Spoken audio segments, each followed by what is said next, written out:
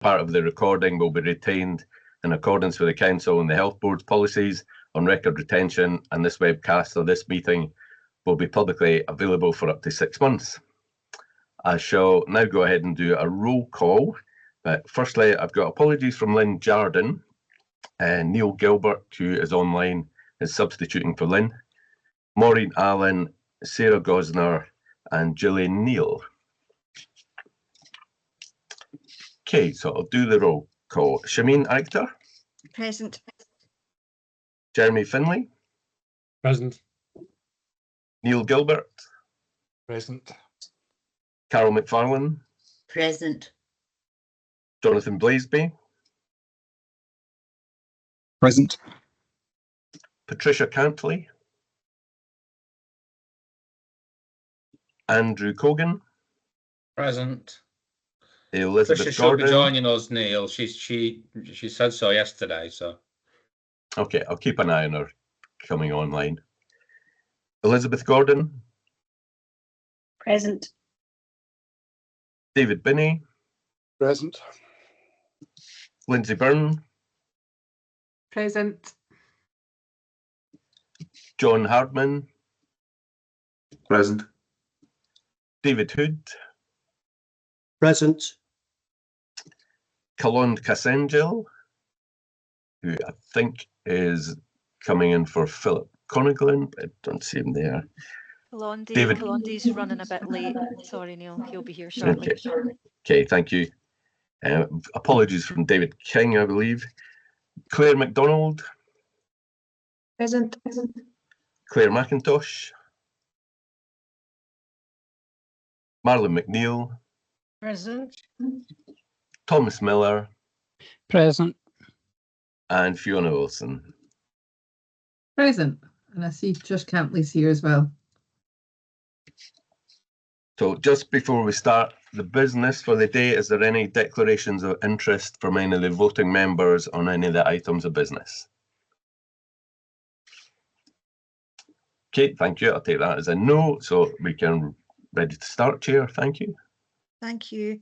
I just want to welcome Heather. I don't know if she's on the call. I got an email to say that she'd be joining us.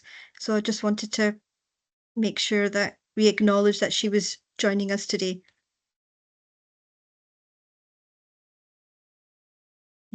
Move on to agenda item number 1, which is the minutes of the meeting of East Lothian Integration Joint Board from the 23rd of May. And this is for approval. I just want to check that we're happy to approve the minutes. And if there's any amendments, please say. John Hardman. Yeah, thanks, Chair. I think there are myself and maybe a couple of others of us that were in the room at Waverley Gate on that date. So we're attending the meeting but haven't been noted on the minutes. So it's just to record that I was there, and I think Jamie McGaw and Guy Whitehead as well. I don't think there was anyone else that was missed off. Thank you. Okay, thank you. You will take a note of that for our minutes to make sure that you were included in, because I remember at that time it was one, I think you had one laptop, but there was a group of people, weren't they, that accessed one, so that's great. No, thank you for pointing that out. Just want to check if there's any other. David Binney? I think the minutes have me down as present, but I wasn't.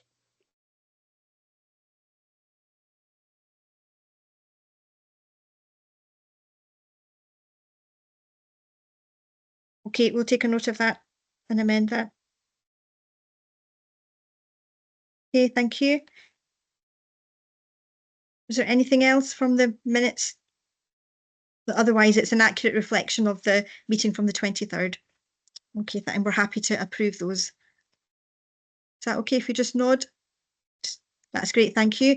Move on to agenda item number 2, which is any matters arising for the minutes on the 23rd. So any matter arising on page 1, we'll make those amendments that have been highlighted. Any matters arising on page 2? David Binney and then Thomas Miller. Sorry, historical. I will put my hand down. Okay, Thomas, is that from page 2? Just to give feedback, Shameen, that I'd asked for the spends on Bellhaven back in March, and I raised at the last meeting that I hadn't received them, just to report that I have now received these figures, and also on the same paragraph, at the end of the paragraph, the user actually said that there would be an update to be provided on the decision that was taken on the 28th of March. Can I just ask when that update is going to be provided? Okay, thank you. I think I did see something being circulated, but I'm not 100% sure how widely it was circulated. I don't know if Jennifer's here from the comms team.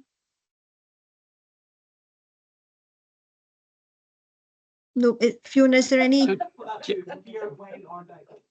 So Jen's not here today. There was a IJB update, wasn't there, being developed? I'm not quite sure where that. I thought that went out, to be honest, but I can double check. Okay, thank you. Well, Thomas, what we'll do is we'll take a note of that to make sure that it's sent out to all IJB members. Thank you. Is that okay? Thank you.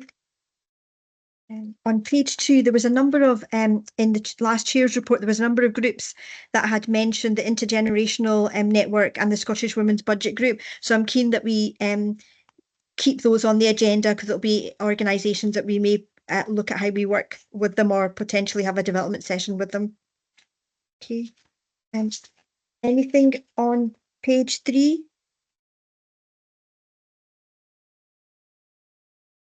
On page 3, Mr. Claytor, Mr. Bonner, who'd be invited to speak about the MELDAP report, and we've noted down as to be invited to a potential future development session, and just keen that we don't lose that, and we go back to that sometime in the very near future.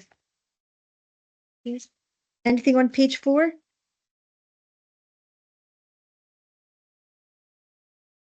Just on the second paragraph on page 4, Laura, there was a section on the workplace requirements would be available shortly, and you mentioned where the main gaps appeared. I just wondered if you had a rough idea of when that would be available. So I think that's a bigger piece of work that's obviously ongoing, and it's not reporting into the IJB, so I'm not aware. I think, is that in regards to accommodation for the workforce? Yeah, workforce sorry, requirements. I've got them in front of me. Yeah. So that's a bigger project with regards to the asset management project for the council in particular. We have set up our own accommodation group to look at that, and are working through it. But I wouldn't expect that to be reporting too soon. But there's certainly, yes, work is ongoing. Okay, thank you. On page 5. Laura, I just wondered, I know that work has started on the redesign of care at home services with the North Berwick pilot. I just wondered if you had any initial comments or feedbacks of how things were progressing on that one. No, I don't, but we will have a change board in September where I expect the first reports to come into that board, and then we'll report subsequently back to the IJB. Okay, thank you. On page 6.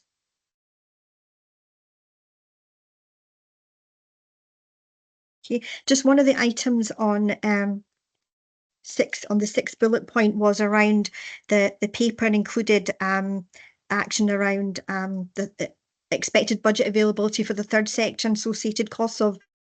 I'm keen that we keep an eye on what that pressure might look like, and whether we'll be able to manage that or not. I'm keen that we don't kind of lose sight of that section. And page 7.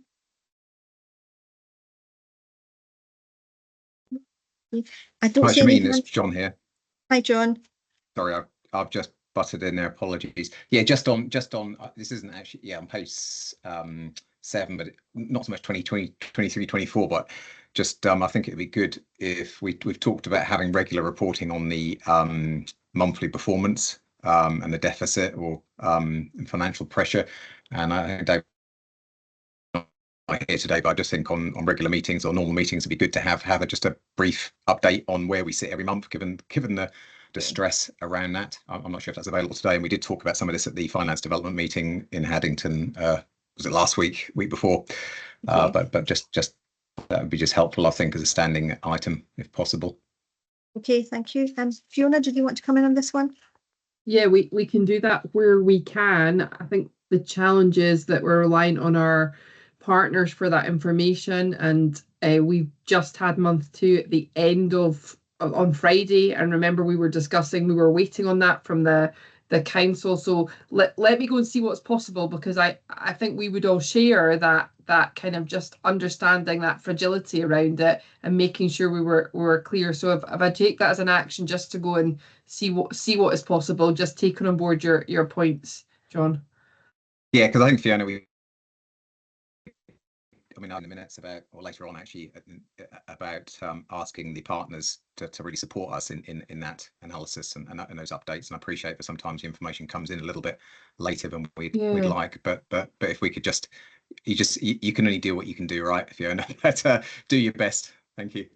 No, and I'm happy to do that. Just so once we're transparent, but also we do need that agility around, I suppose, the learning from the development session and the feedback we had from last year. We want to bring something in August, and just how do we keep that pace up and make sure that nothing comes as a surprise, and that's something we're focused on doing. So I know you're doing it to be helpful. So let's see what we can do. Okay, Jonathan, you content with that response? Okay, thank you. I don't see any other hands up for any matters arising from the papers. Claire? I was present at the meeting, but my name's missing. So if that could just be noted, thanks. Okay, thank you. We'll make sure that's noted in there. Okay. I don't see any other hands up for any matters arising from the minutes. Okay, thank you very much. Move on to agenda item number 3 is the chair's report. One of the things I had the opportunity in it, and it very much fits into Ashley Goodfellow, your paper, that Dementia Meeting Centres had an event just recently, just to take stock of what they've been doing and just looking at the next steps and the way forward. But one of the things they did have at that event was really representatives from right across, not just the voluntary and community sector, from health and social care, from the NHS, from partner organisations coming together to look at how we support people with dementia through dementia meeting centres, what role they can play in developing that forward. So it's very much around, Ashley, your preventative paper about how we start thinking about that now and the challenges that we're facing in the future, good practice that we see locally, and how we get together to meet those challenges. So that was a really successful event, and it gave the opportunity, I think, really important, gave the opportunity of the service users to speak for themselves about the impact the service was having on them and what difference it was or wasn't making. And I think it's very few opportunities that you get where service users are wholly empowered to be able to speak for themselves about the impact the service is having. So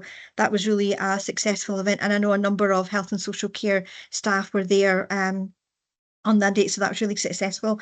I've just continued with my ongoing contact with the day centres around East Lothian, and I know that there had been a really successful Carers of East Lothian week during the last few weeks, so that had been really successful. So congratulations of Carers of East Lothian and all the health and social care staff that helped to organise that to support carers during that week.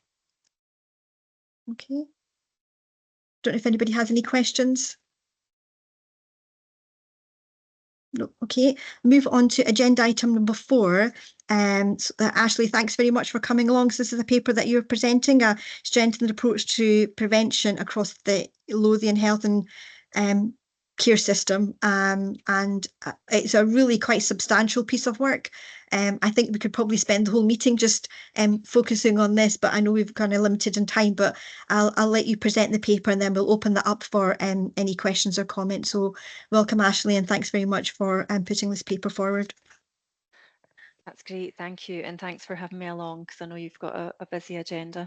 And I almost feel I should start with an apology, because I think there'll be people around this virtual table who have heard me speak to this paper on more than one occasion, so I'll apologise now for the repetition.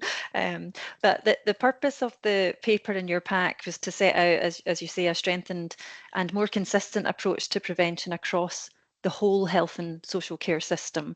And the reason for that is, particularly in the current climate, we want to try and protect population health now, but also in the future. We're keen that the inequalities gap doesn't widen as a result of some of the difficult financial decisions we're having to make. And we want to try and limit that future impact on our services from the burden of disease. So what we've tried to do is identify where we think the best areas for investment are, and where we would expect to see impact and return on investment, both in the shorter term but also in the longer term. And we've taken quite a broad approach to this in terms of shaping health is more than just about health and social care service delivery. It's about the building blocks of health and what we can do upstream around some of those drivers like income, poverty, employability, etc. And as a health and care system, there is a lot we can do in that space, as well as delivering good quality services. So what we've done here is reviewed some of the evidence around prevention and inequalities. We've presented data both on the overall burden of disease at population level, but we've also presented data in years of life lost to disability, which specifically pulls out the service impact of ill health, because we thought that gave a better reflection of what our services are seeing on a sort of daily basis. And we've checked in as part of this work with a range of stakeholders across the system to try and understand, what are the current pressures people are feeling, what activities currently going on, and what are the priority areas that feel right for people. So very briefly, what we've found is the biggest increase in disease burden we will continue to see from cardiovascular diseases, cancers, and neurological conditions. But from a morbidity perspective, an ill health perspective, mental health came through quite clearly in the data that's been presented as being quite a significant impact.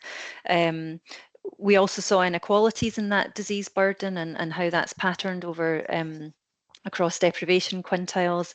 I think we've used an example in the paper of tier 3 weight management services, but that similar picture will be seen in other services.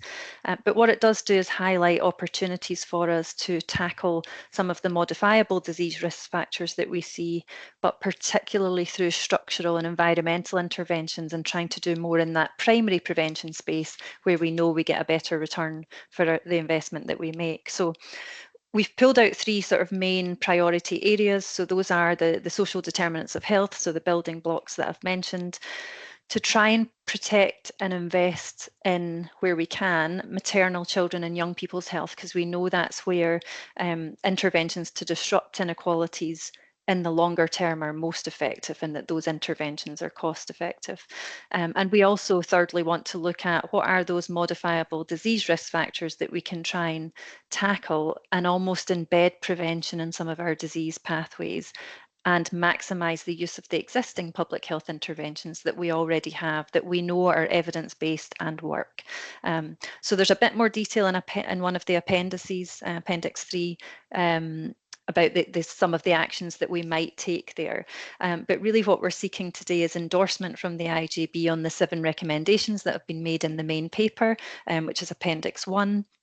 I'll not go through those individually, but there's a couple in there about use of data.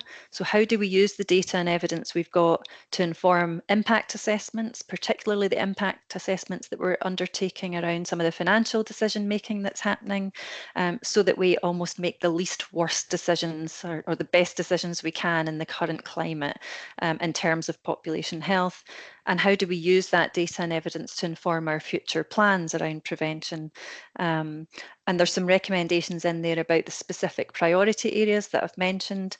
But the last one that I just wanted to highlight is about governance and accountability. We're keen to integrate prevention into the the Lothian Health and Care System strategy that already exists and the programme board infrastructure that's already around that, so that it's not seen as this is a separate thing, that actually prevention is embedded through all of the work we do within the system. So, so those are the recommendations we're seeking endorsement for today. Just by way of brief update in terms of next steps and timelines, the NHS Lothian Board approved this paper in April this year. We've spent the month of June going round the 4 Lothian IJBs seeking endorsement for these recommendations, and on Monday we have an Equality and Children's Rights Impact Assessment workshop taking place. Before we go any further with this work, we've got 15 people coming from across the system, so really good representation at that, and we really want to make sure that whatever we move forward into a prevention plan really make sure that prevention works for all of our equality groups and that we're targeting our efforts in the right places. So I think Monday's discussion will be really helpful. And we're hoping to have high-level prevention plan ready for round about the end of July time, which we will take back to the board to report on progress and have a further look at that. So that's where we are in terms of next steps and timelines. So I'll stop there, and I'm happy to take any questions on that. Okay, thanks very much, Ashley. I'll just open this up for questions. Marilyn? Yes, thanks, Shameen. It's excellent, Ashley, to see such a focus on public health. I may have missed this, however, but there didn't seem to be any mention of exercise as one of the modifiable factors. Activity was mentioned once, but not any of the evidence in terms of exercise in preventing heart disease and some cancers. And so I thought that sort of needed to be made explicit. The other comment I had was that area partnerships didn't seem to figure at all in terms of the health and social care system. And I think there's a lack of knowledge about how the health and well-being subgroups of the local area partnerships contribute to inequality, which is actually the main priority of local area partnerships. And they also deal with quite a few of the factors such as social interaction and maternal and child well-being, exercise. And what I think is concerning is there doesn't seem to be a real focus on integration at that level, because the area partnerships used to have £100,000 for attainment budget, which was spent in schools in terms of mental health support, as what you mentioned, that's a priority. However, that has been withdrawn by the council, and it seems to me that the IJB should have some ability to influence the council in an integrated fashion to restore this, as it's very important in terms of the priorities, as you've mentioned, in terms of prevention. So I'll leave it there. No, they're helpful comments. Thank you. Yeah, physical activity would be part of, it's maybe not quite explicit in here, part of the work we look at in terms of modifiable disease risk factors. So the key ones we'd pulled off were around sort of diet and healthy weight, which would include physical activity aspects, smoking and alcohol. But actually, rather than focus on the individual level, we're keen to look at structural interventions like, our food environment, our physical activity environment. Is it easy to, active travel routes, etc., availability of green space. So that sort of place and health type approach is what we've been thinking about. And I think you're right about the integration and us working together as a system. And certainly what we'd quite like to do as this work develops is make sure that across Lothian our community planning partners are cited on this work, because actually a lot of the work on the building blocks of health we can't do ourselves as a health system. We absolutely have to work in partnership with local authorities and others in the system. So it's a fair point to make, because you're right, some of those local levers and the infrastructure locally is different in each area, and actually the local need varies quite often. So that local connection through, we have a public health lead in each community planning partnership area. So we've got that good two-way conversation in terms of having that discussion, but that's helpful to highlight. So thank you. Okay, thanks, Ashley. Marilyn, does that help to answer your questions? Yes, but I do think exercise, I mean, one of the area partnerships has put together a walking festival, which is now going to become an annual thing. So there are structural things, not just individual exercise prescriptions for that need to be sort of looked at. The other thing I was just thinking whether it would be good to have a development session for the IJB on area partnerships. Would that be something that would be considered? Because I do think they are a fantastic partner and should be utilised more, and both parties should sort of know more about each other. As a matter of fact, the Dunbar Health and Area Partnership has just made some important changes, which the IJB should be aware of. And I think I've mentioned them to you, Shamin, and I think they don't know too much about what the IJB do. So I think for mutual learning, that would be a good idea. Okay, thanks, Marilyn. Laura, did you want to come in on this point? Is that what you're? Yeah. Had your Yeah, hand up, thanks. Karen. Thanks, Shamin, and obviously Marilyn, you'll know. So the reassurances, the strategic planning and commissioning officers are very involved with the health and wellbeing groups, and really I see their role is they would feed that information back to myself, which would allow that to come back into the IJB or through our change boards, which they can feed into and then help with that's kind of guiding our strategic direction. So I'm comfortable, and obviously the health and wellbeing groups and the area partnerships, it may be worthwhile the council coming along and just explaining that structure, but I'm comfortable that the health and wellbeing groups are able to feed into the IJB, and I certainly in our offices certainly take information back to the health and wellbeing groups.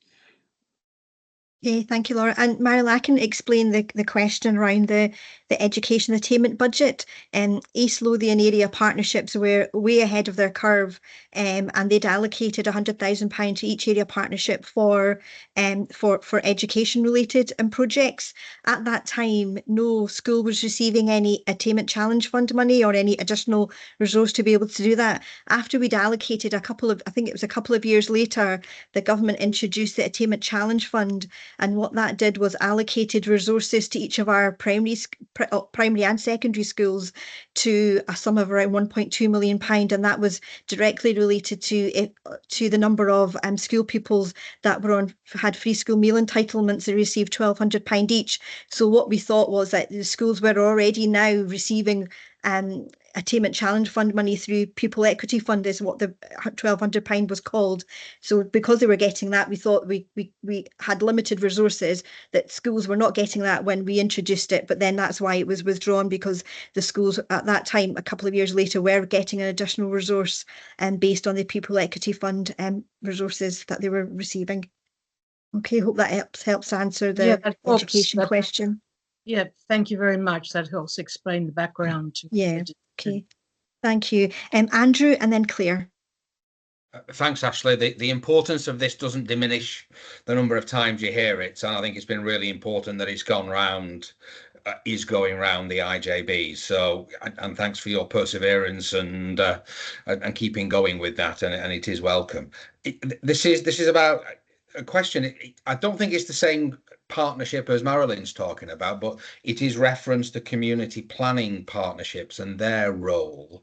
And I'm still new to IJBs, and I know other members are. Do you just want to explain a little bit about what the community planning partnership is and how HSCP, IJB, council feed into that?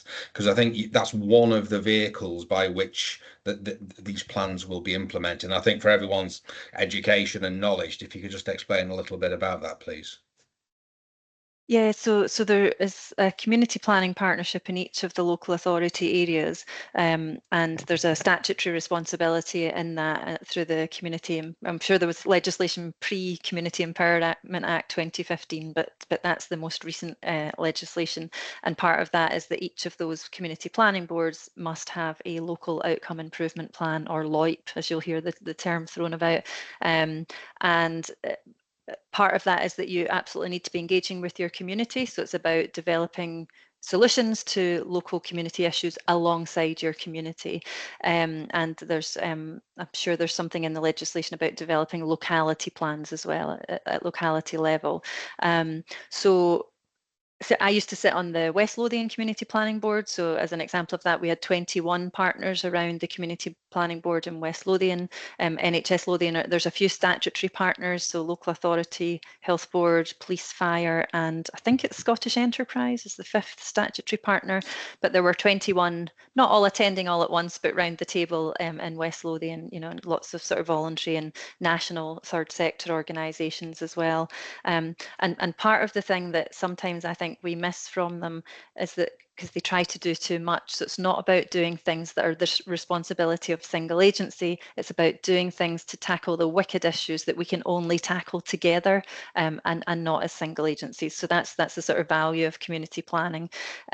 So with this work, certainly work around our work as an anchor institution and our work on those building blocks of health, and actually to an extent the work around children and young people needs to be done in that space, because quite often the gift of these things is maybe sits with local authority as the key driver rather than health, but we certainly have a contribution to make. So it just gives us that space to I guess tackle some of these things that are, you know, poverty, for example, is always a priority for community planning boards, because not one of us is going to solve that issue by ourselves. We absolutely need to be around the table with our partners. So I think in terms of prevention, each of the community planning partnerships will have prevention as a key priority. So this work should really dovetail nicely with what they're trying to do, so that we're all singing from the same hymn sheet, if you like. So does that help?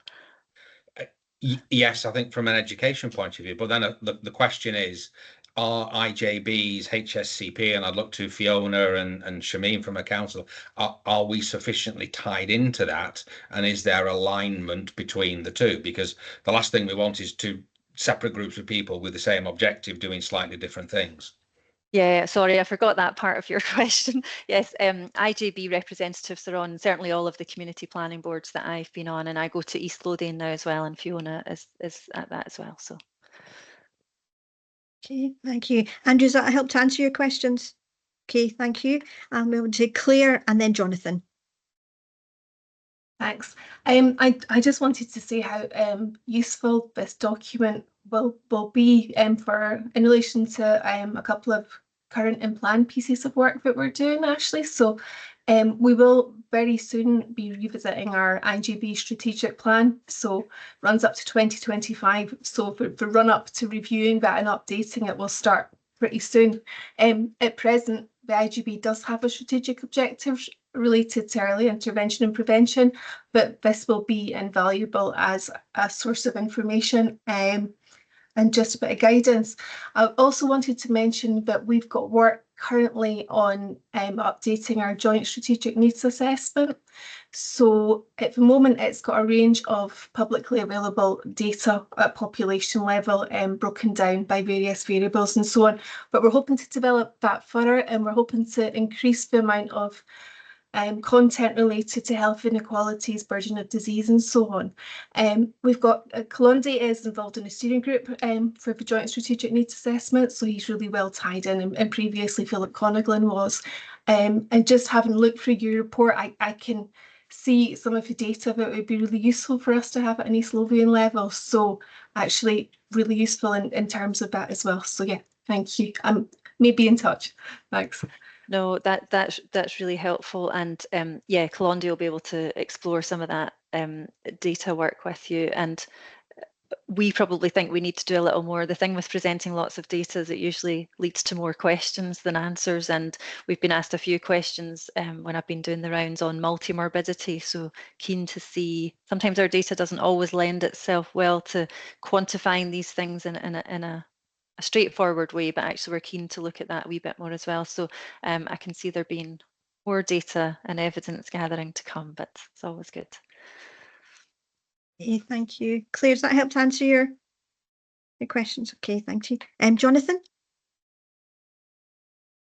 Thanks, Shameen. Yeah, hi, Ashley. Yeah, I mean, there's no, as Andrew said, there's no need to apologise here in terms of any repeating of this. I think the more we bang the drum about this, the better. I guess just in terms of, you know, getting going, right? And we talk about getting a high level plan in place for the board in July.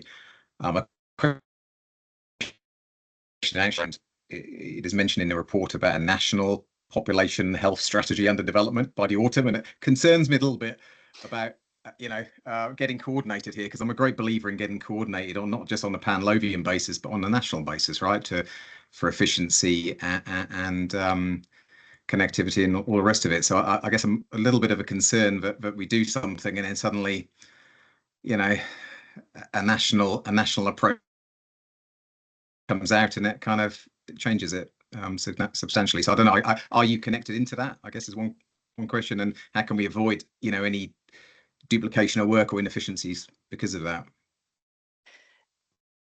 Yeah, so the National Population Health Plan, we should get it out for consultation, I think, late summer, with a view to it being finalised later in the autumn. So it's really, that strategy is being developed by Scottish Government in conjunction with Public Health Scotland and the Scottish Directors of Public Health. So Donna has been at all of the meetings around it. So all health boards are very much linked into the development of that strategy. From what we've heard of the early work, there shouldn't be anything in it that is left field or not reflected in our own prevention work. So that's comforting. I think a lot of the main priorities in terms of population health won't have changed, but what I'm hoping is this strategy gives us some stronger levers to be able to do something about some of these things. So I'm not concerned about this sort of throwing a curveball at us in terms of this work. And what we've also got sort of underneath the Scottish Directors of Public Health is there's a range of what they're calling public health action teams. I certainly sit on the children and young people's one, but we've got one around healthcare public health, and there's quite a lot of work going on in that space around healthcare, which is obviously one of the priorities in this prevention paper.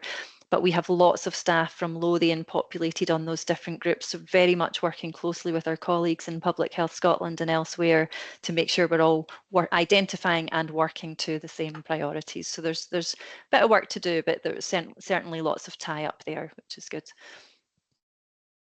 Okay, does that help to answer your question, Jonathan? That's fine. That's great, thank you. Does anybody else have any questions or comments for Ashley on this paper?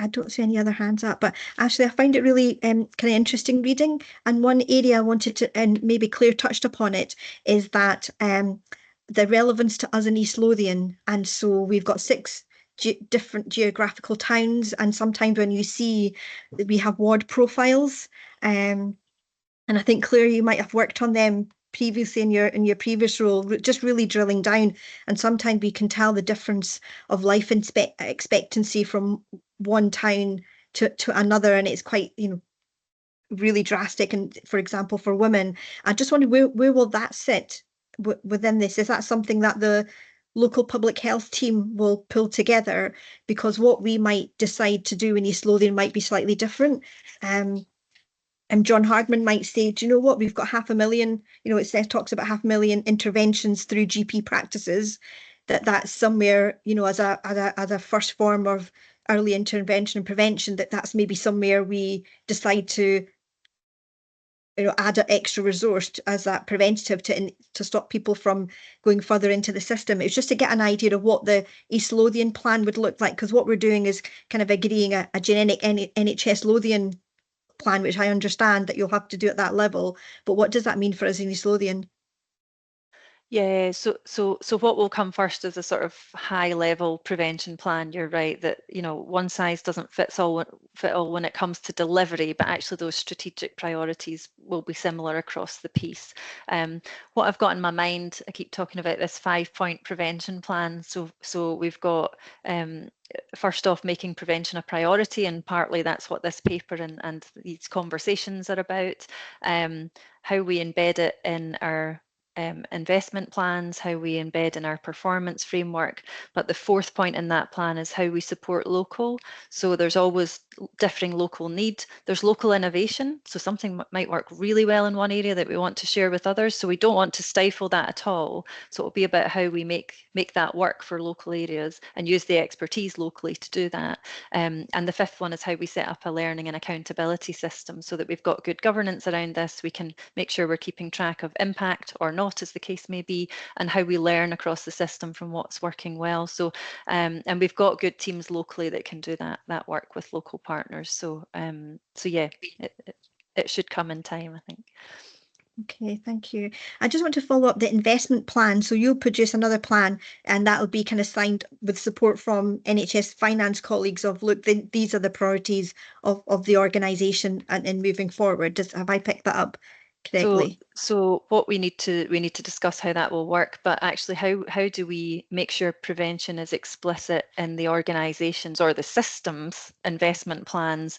And actually right now I think we need to do a bit of baselining in terms of, I think there's a good report from the OECD that says that any health budget across Europe, no one spends more than 3% of their budget on prevention. And actually I would argue probably people are not anywhere near 3%. Our public health budget in Lothian is much less than that. So we need to find a straightforward way of baselining what are we spending on prevention, and that we need to be able to quantify that, because it can be complex. Prevention doesn't just sit in one budget line, it's all over the place.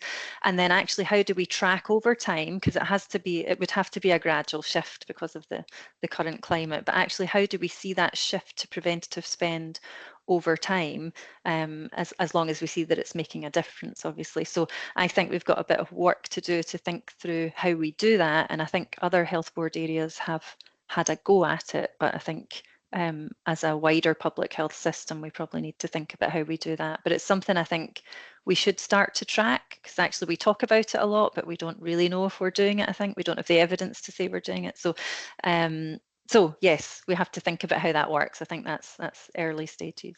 Okay. The reason I'm asking, there was a section on type 2 diabetes. I mean, there's lots of different things in here that around 10 to 12% of NHS Lothian's budget is spent on diabetes, 240 million.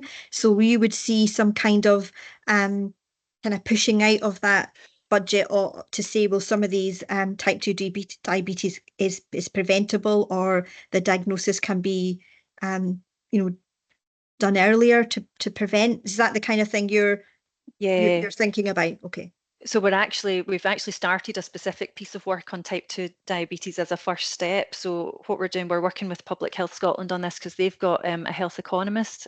These people can be thin on the ground, so we're sort of stealing some resource from them to support us with this work.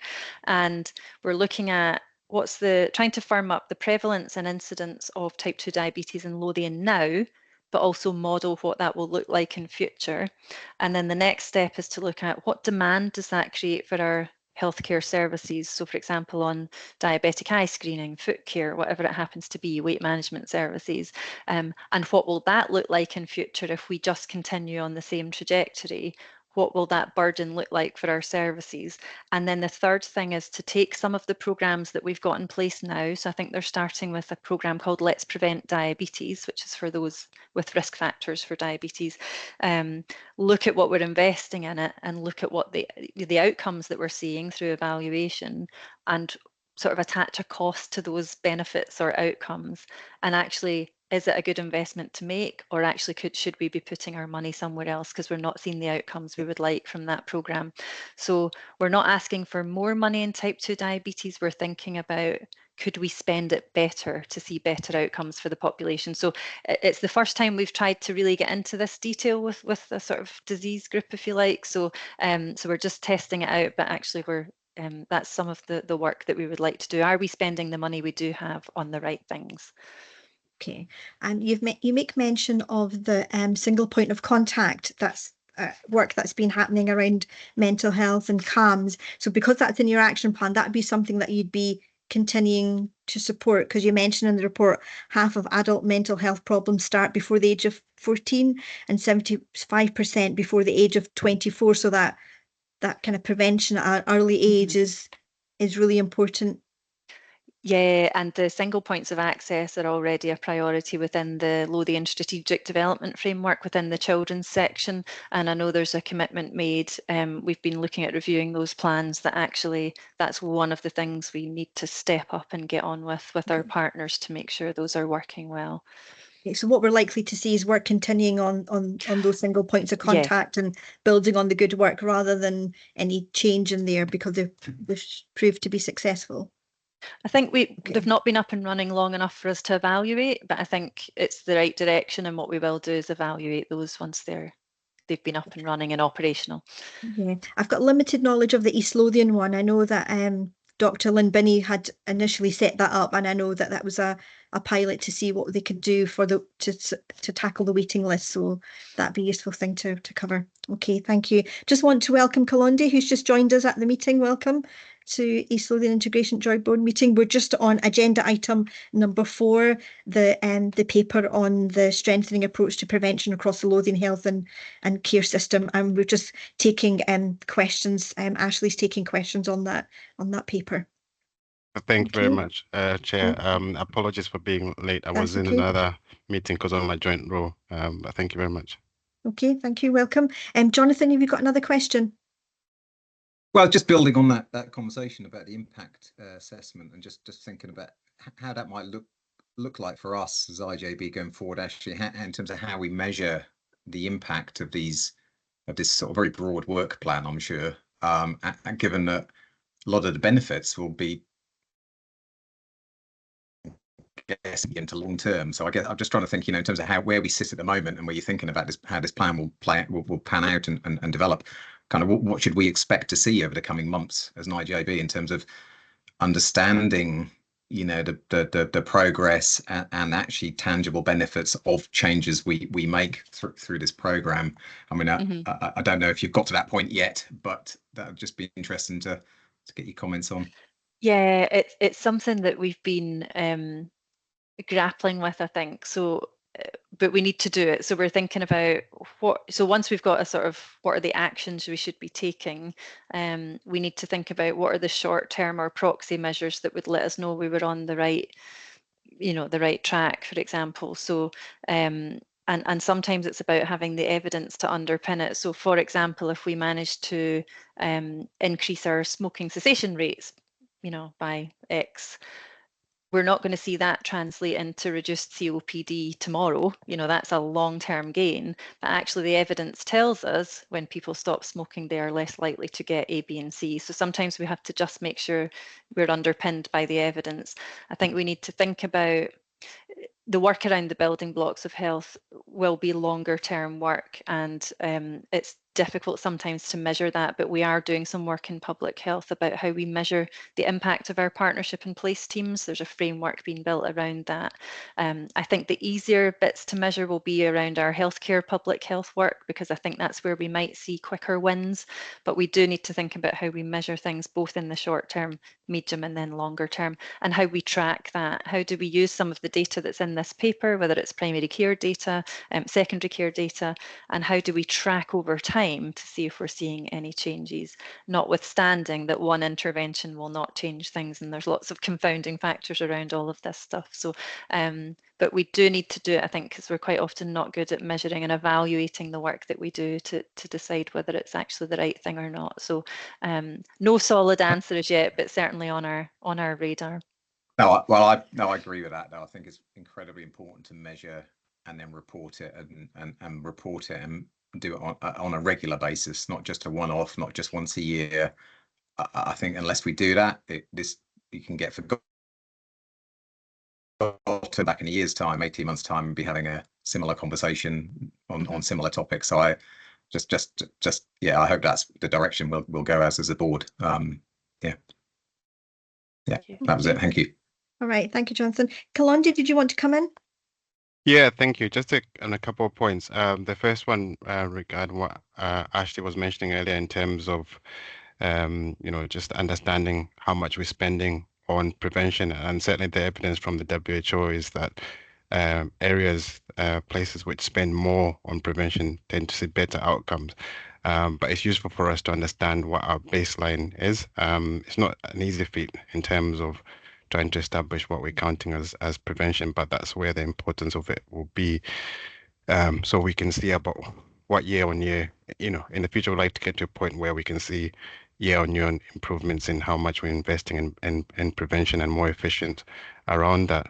To the point that Jonathan was making there about evaluation, I think it's a very important one, and it comes back to the point you were making there, Shamin, about some of the other services where we might expect to see improvements, but the key thing around evaluating them is that it allows us to see, because there may well be improvements, but at the same time it may also be increasing inequalities, and that's why the evaluating is important, because we might be doing well in one outcome, but another outcome increasing inequalities, and it's how do we make sure that we're doing both, seeing both the improvements and reducing inequalities at the same time. Thank you. Thank you. And Marilyn, did you want to come in? Well, just a quick question to Ashley. Who is the IJB representative on the local community planning board? Because it's just my lack of knowledge. I just don't know how to make a contact with that board. It's Fiona. Oh, it's Fiona. Okay. Sorry about that, Fiona. I just wasn't aware. That's my fault.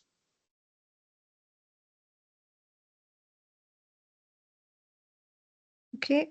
Do you have any other questions or comments for Ashley?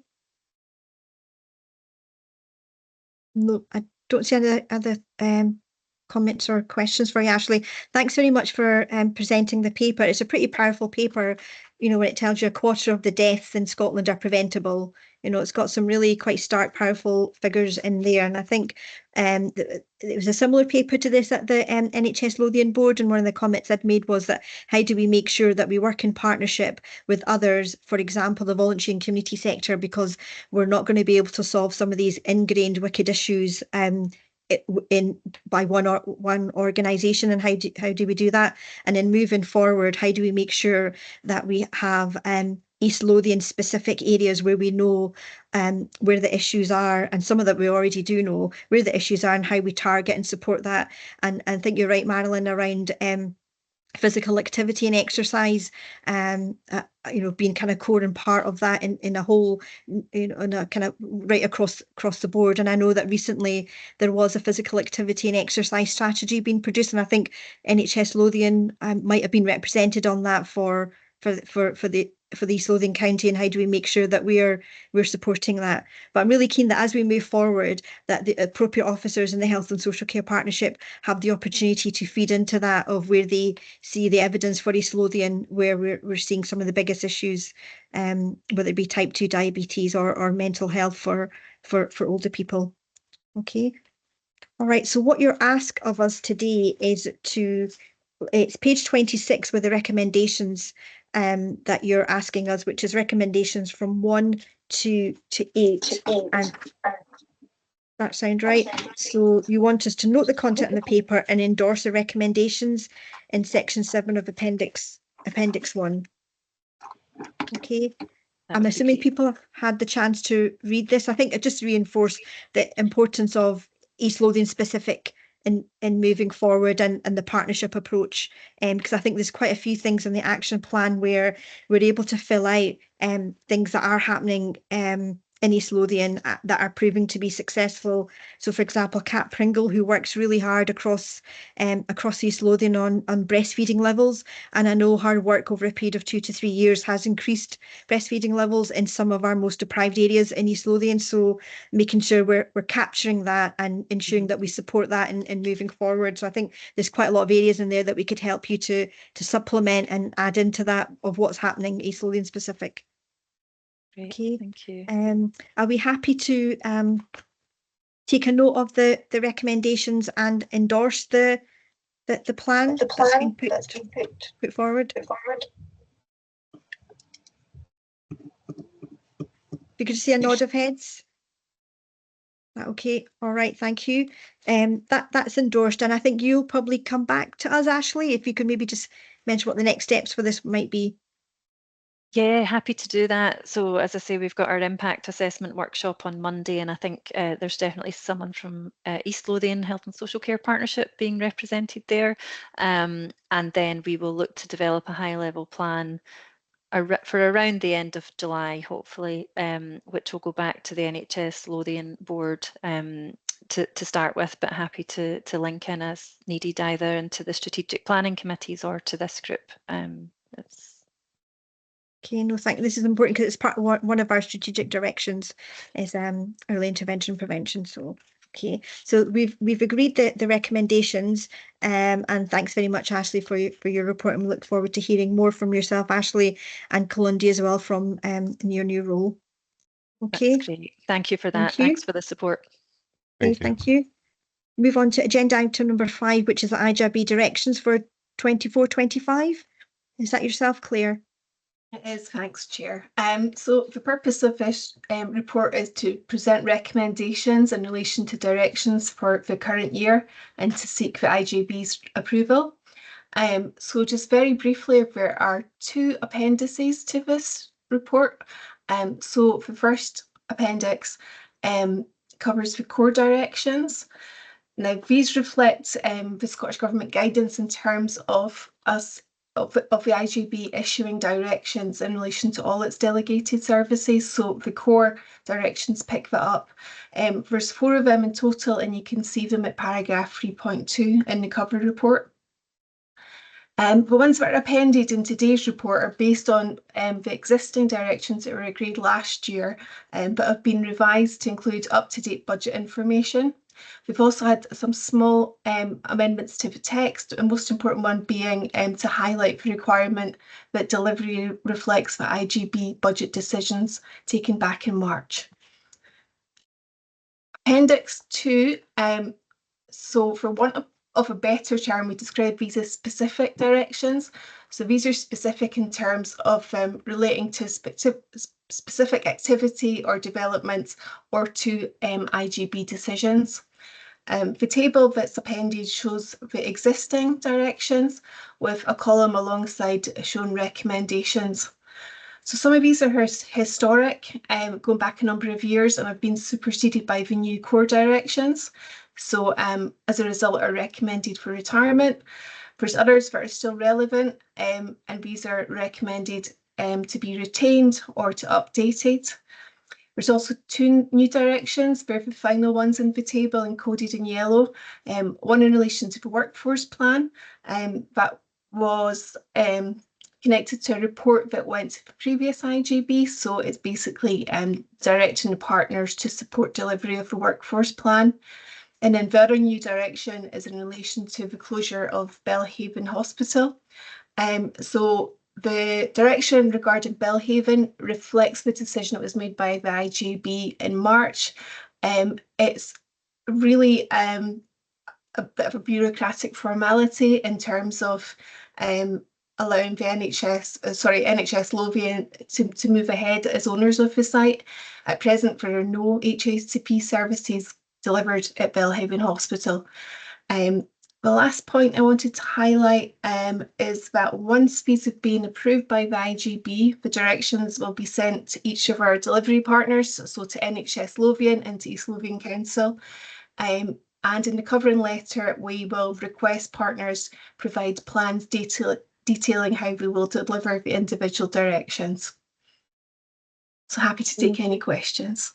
Thanks very much, Claire. Can I just open it up for any questions or queries? Jonathan? Hi, Shireen. Yeah, yeah, I'm obviously new here, so I'm a bit new to direction. Is this like how is this going to change the governance by the IJB of the partners? I'm not sure if this is more tidying up paperwork and bureaucracy or actually affecting how we do our work and in terms of providing assurance over the services. I guess that's the first question. And secondly, specifically around the partners providing plans on how they intend to deliver individual directions. Is that a new thing? Was that happened before? And if so, kind of how does that work? So sorry, that's quite a sort of basic 101 question on directions, perhaps. So apologies to others for asking that. Okay, so we have previously had IJB development sessions on directions. It's a tricky one. Every IJB does it slightly differently, and we've kind of learned over the years and adjusted our approach. There's Scottish Government guidance that determines how we approach our directions, but again, there is a lot of variance between IJBs. David King, who would usually be here, is our in-house expert, having been around since the start of IJBs, and he's usually my go-to for advice.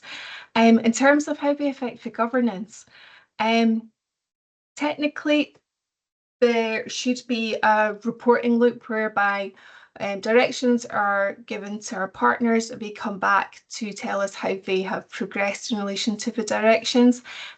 Effectively, we do that in a number of ways currently, but I think that the agreement to ask for a delivery plan is a way of kind of tightening that up potentially. Trying to think what was the other question. So it's in relation to plans. That probably doesn't really answer your question very well, Jonathan. Maybe we need another development session on directions.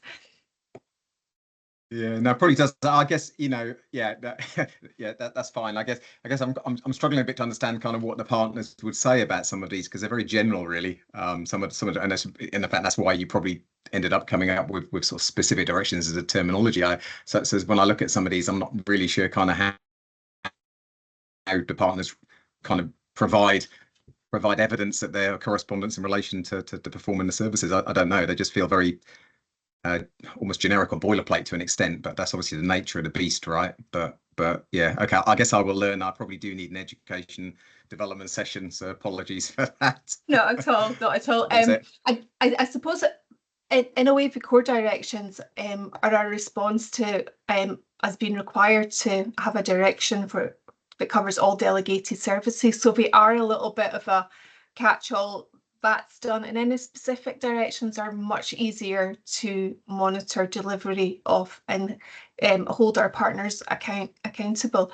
And we should, going forward, now that we've been getting our directions into order, as we go forward, a report will come to the IJB with the detail and the rationale behind the direction. Then there would be a recommendation that a direction is issued, and it would come on the back of that. So it would be very specific to that decision, therefore much easier to hold people account for. So that's kind of where we're heading. And I guess in a way the core directions for now are just to ensure that coverage.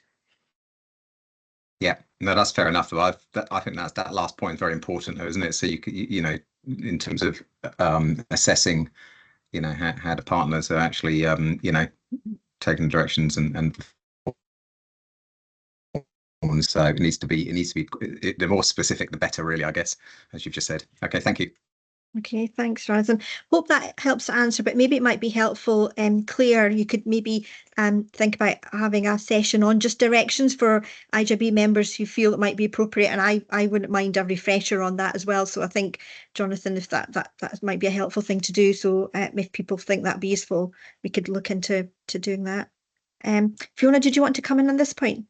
I wonder if it's worth, you know how we have a kind of annual refresher on kind of some of the basics. I wonder if that as part of that IJB, I wonder if we could include it in the slides, Claire, and that would be a good way to do it. And then there's a good reference point in a PowerPoint pack. So Paul, I'm sure, would help us do that. And then we've got it annually, because it is tricky, and there's no doubt we have had just the bureaucratic one, just the technical bit from NHS Lothian. We've tried to do it in the right way, so as well. So some of these are curveballs for us, just as we understand it and we work through integration. But we could do that just to help, and then we've got a pack for people as well, so that should help. Thank you, thanks, Fiona. I've got Carol and then Jeremy.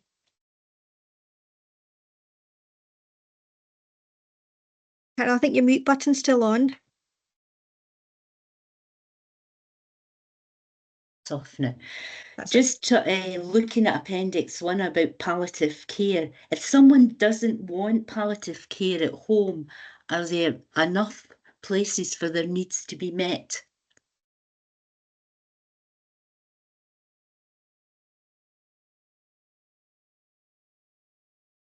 Fiona, did you want to come in on that one? And then Laura? I was going to come in on that, and Laura.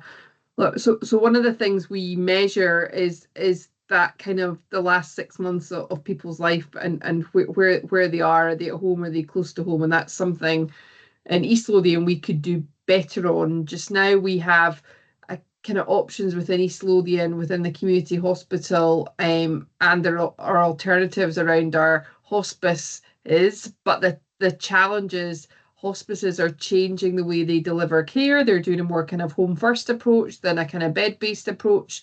So it's changing all the time. I think we are really reflective of trying to keep people as close to home as possible and following their wishes.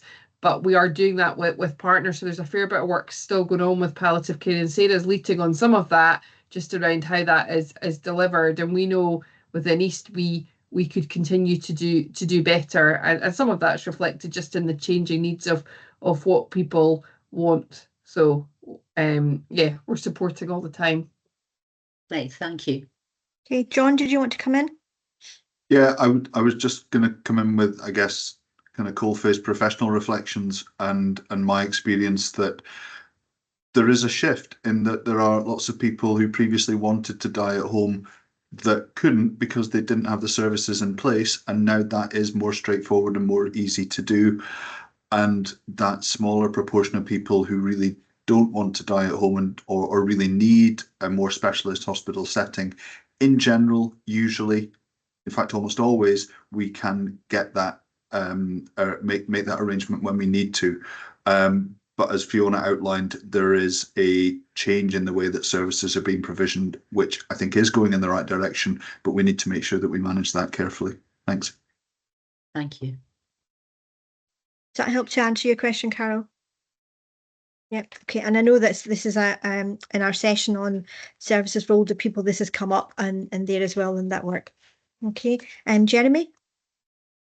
Yes, thank you, Chair. I've just got 2 questions on Appendix 2, the various recommendations. The first one relates to DO1H, the East Lothian Community Hospital. I'm just slightly confused, mainly because I'm new at this, but why is that being retired when we're talking about the expansion of services of the community hospital, but we may in the future consider more new directions if required? I'm not really quite sure where the relationship is between retiring this direction and maybe we'll have more in the future.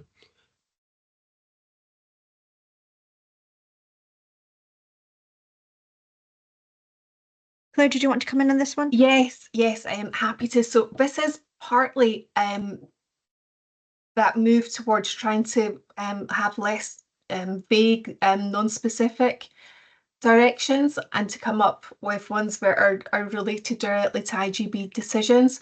So as is, that direction really, it describes our strategic priority, and that's reflected in our IJB strategic plan, and therefore it's reflected in the core direction, which instructs our partners to support delivery of the strategic objectives. So it's superseded by a core direction, but if there's a specific discussion or activity or agreement by the IJB, then another direction will be issued that's more specific and therefore can be monitored and our partners can be held accountable.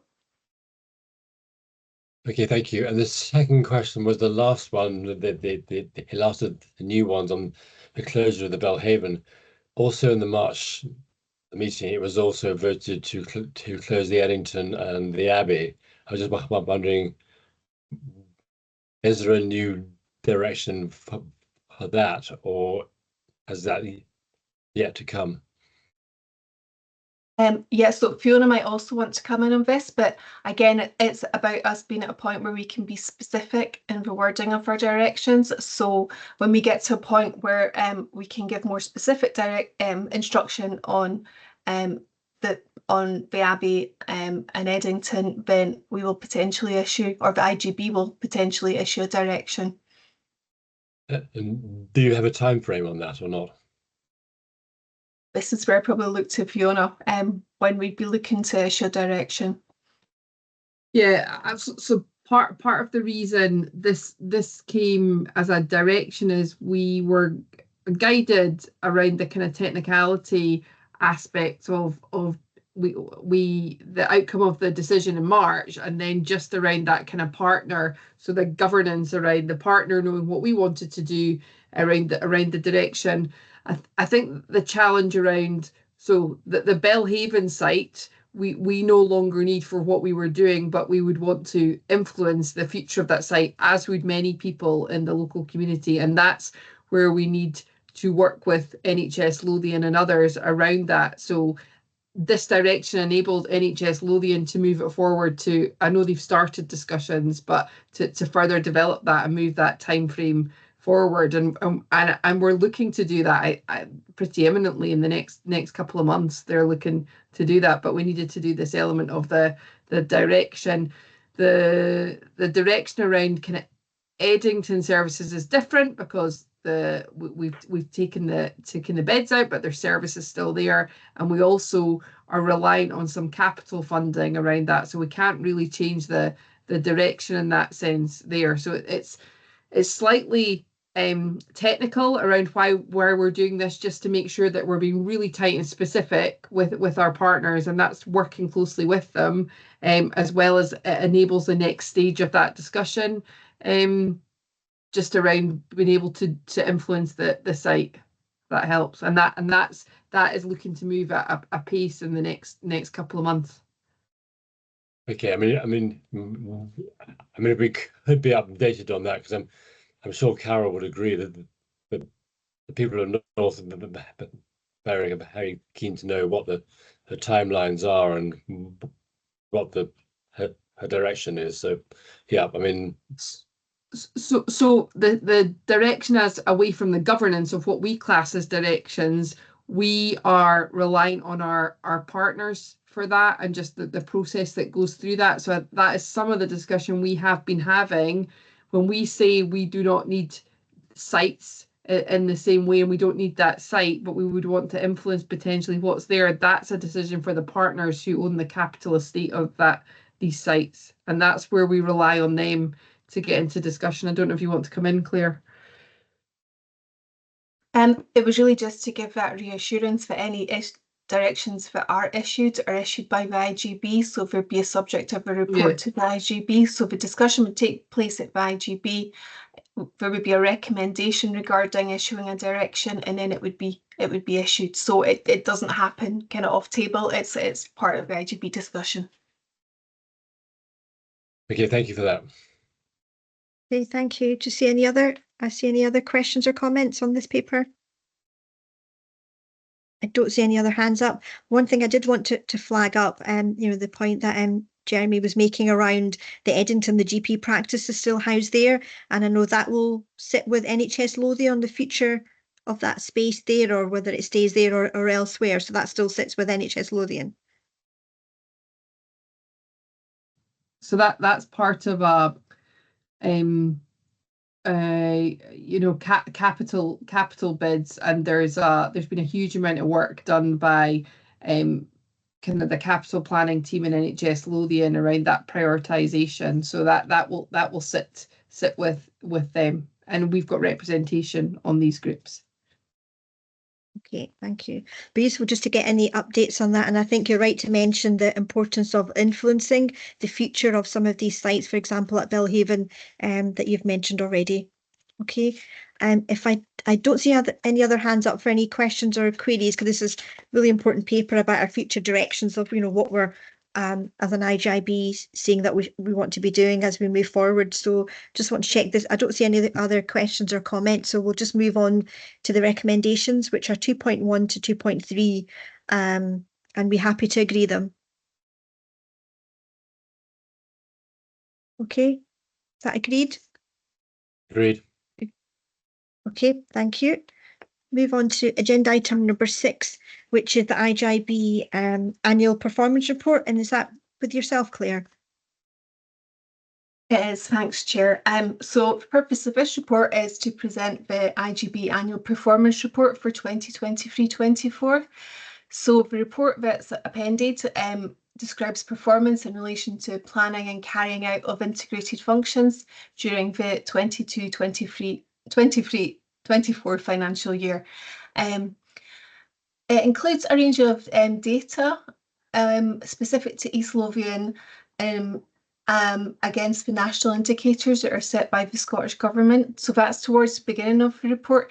Now, we had a slight issue that when the report was converted to a PDF and sent out with people's papers, some weirdness happened to the formatting, and the table was, you weren't able to read the table. So we sent out another version of the report, and the table should be, you should be able to read it in the new version.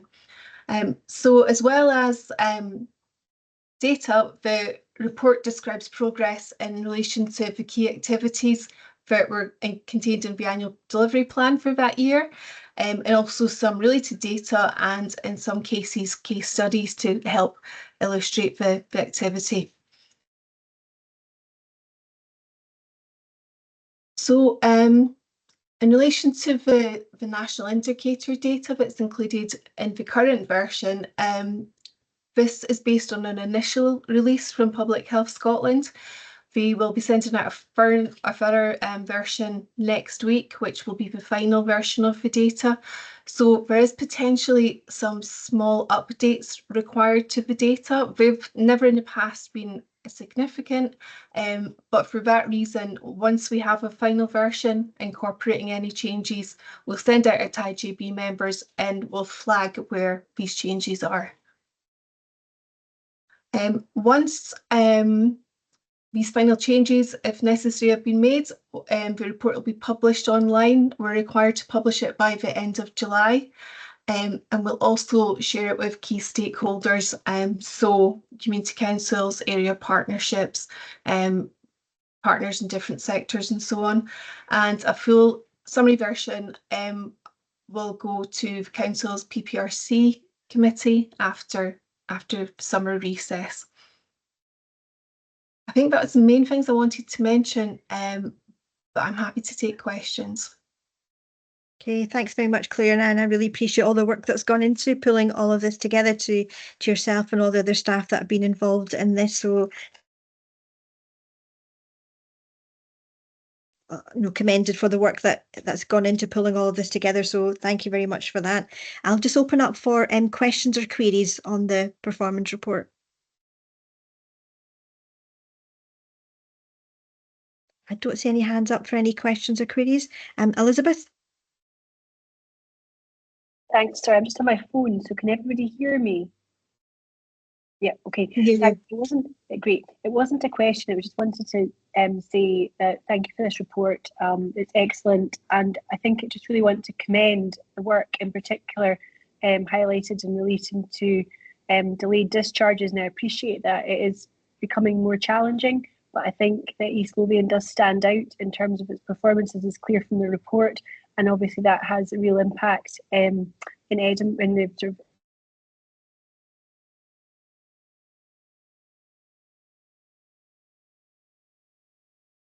Elizabeth, just cut off there. I don't know if you can hear us.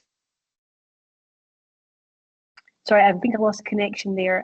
Wi-Fi chose the wrong moment to go patchy, so I'll stop talking now, but thank you. Okay, thank you. It was, you were just mentioning about the delayed discharges area. That's what your comment was on. Yeah. Sorry, I'm not sure how much you heard. I just wanted to commend the work and appreciate that it's becoming more challenging, but that it was still very impressive in the context of the national situation. That's great. Thanks very much, Elizabeth, and I echo the comments that you make. And Jonathan, and then Andrew. Yeah, no, I'd say just echo that as well. I actually thought, I mean, the first time I've seen one of these, I thought it was a really, really sort of interesting, very thoughtful kind of reflection on performance. I did flick through the second version at lunchtime today. I'm not sure if there was any significant changes. I don't think there were, apart from being able to see the tables, as you said there. I apologise here. There is on page 7 a bit of a typo just on the table, the first table. I think we're just talking. It's on the readmission to hospital within 28 days. And there's a tick, a green tick on the top. I think that's a red cross, I'm afraid, but the data is incredibly similar. So it's like probably an amber kind of dash, probably more. But I think you said, Claire, that the data would all get tidied up. So I don't know if there was anything else in here that had changed from the first version. But like I say, I agree with Elizabeth. It's really in stuff like delayed discharges. I thought it was really, really good and interesting kind of assessment. So thanks to everyone for putting that together. Okay, thank you, Jonathan. Andrew. I'm going to be boring and add to the thanks as well, and the way it's been presented. I noted with interest 2 graphs that kind of highlight one, both Elizabeth and Jonathan have related to on delayed discharges, but on page, I think it's 137, the graph around waiting times for social work assessments is equally impressive, and I think we should just make note of that as well. And I like pictures and graphs rather than narratives, and I think the way in which you've woven in the appropriate graphs into this really highlight the work of the Health and Social Care Partnership and the IJB. So well done, Claire, and teams. Yeah, and the stories are quite good as well. They sort of backed it up as well. But very good. Yeah. I agree.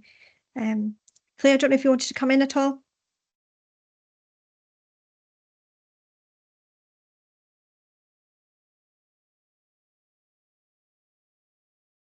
She was definitely shaking her head.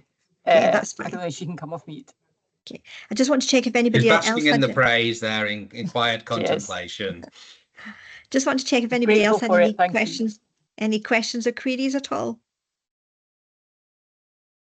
No, I don't see. I just echo the remarks that have been made, and I think it really puts to life. We're going to be looking at the annual accounts. The annual accounts are all the facts and figures, but this is the real life work and the people and the staff and the individuals and the communities that we're supporting across East Lothian. And I think it's really good to see that the carer strategy, the dementia strategy, the case studies in there, the specific projects around the InReach project where we're supporting people to come out of hospital as quickly as possible. So those kind of things are really important.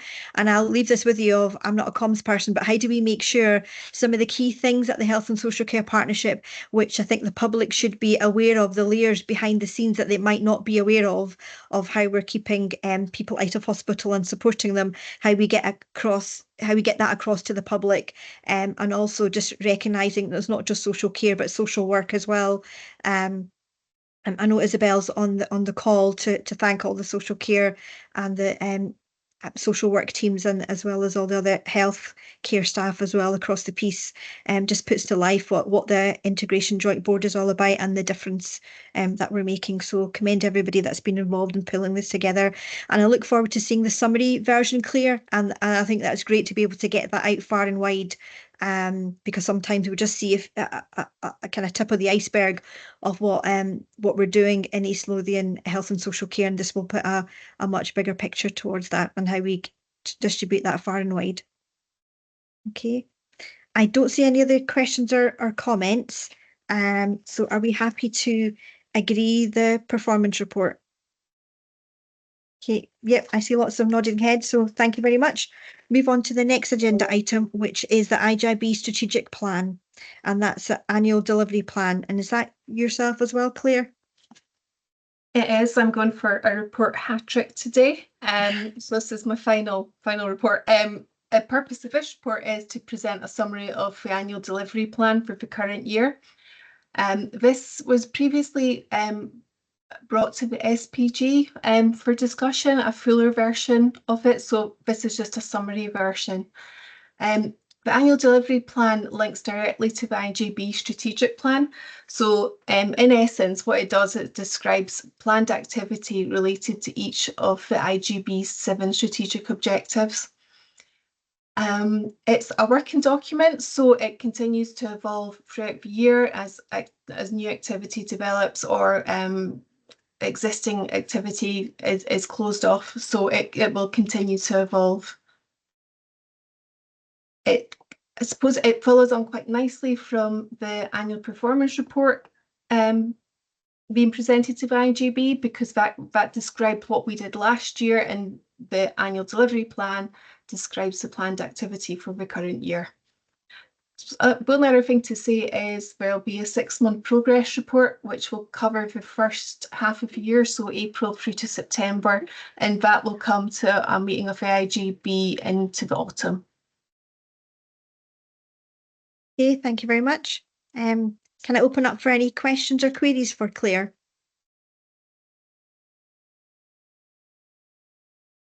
No, I don't see any questions or queries for you, Claire. I think it's pretty self-explanatory of our delivery programme, and so what you're saying, we'll see the outcome of these actions in autumn. Okay, that's grand. And if anybody does have any questions out with the meeting, I'm sure Claire would be more than happy to take them from you in between meetings. Okay. Just again, thank you, Claire, for your hat trick, but also just recognising, you know, there's the plethora of work that goes on behind the scenes in delivering that performance, and what that resource that we're going to be looking at in the annual reports, what that resource has been used, and the actions that staff at all levels are being involved in. So just to thank you for that, and just to thank the efforts of staff who'll be taking forward these actions to support people and communities around East Lothian. Okay, are we happy to agree the strategic plan?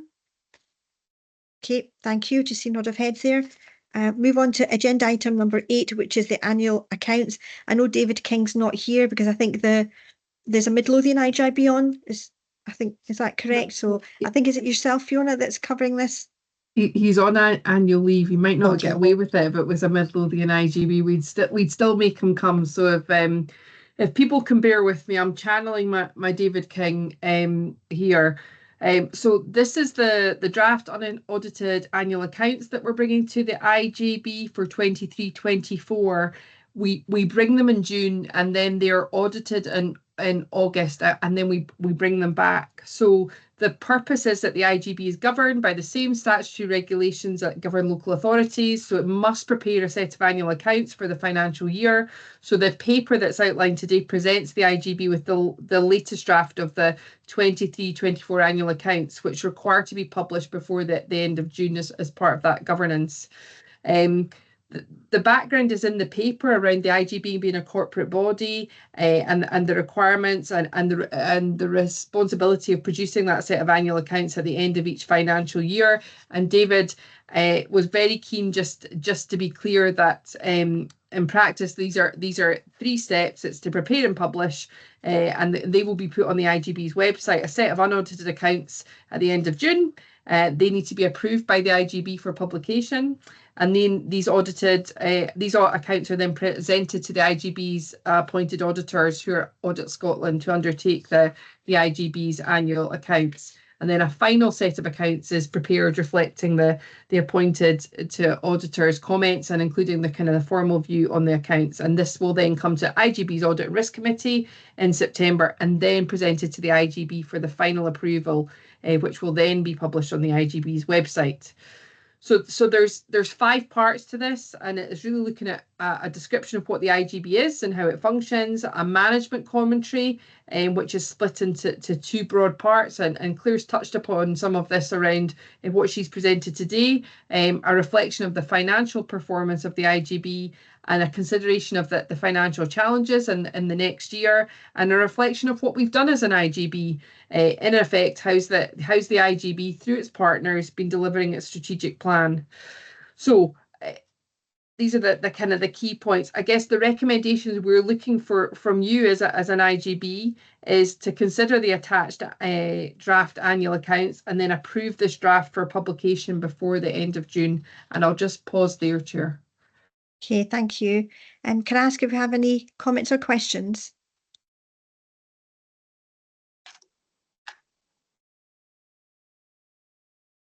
Jonathan?